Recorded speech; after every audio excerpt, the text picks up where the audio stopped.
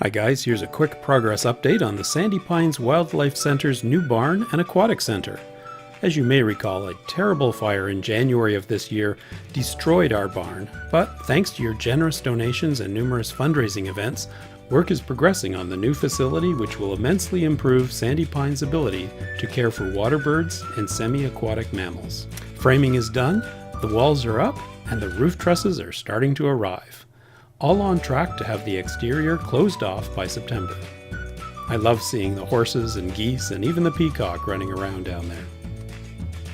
One major problem has arisen. The two existing wells on site are running dry, so a new one will now need to be drilled for the new building, an extra expense that was not foreseen.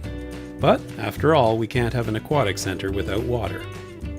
Funding the new well and outfitting the facility depends upon your generous financial support. Please visit www.sandypineswildlife.org and hit the donate button right here. Thank you again for your support.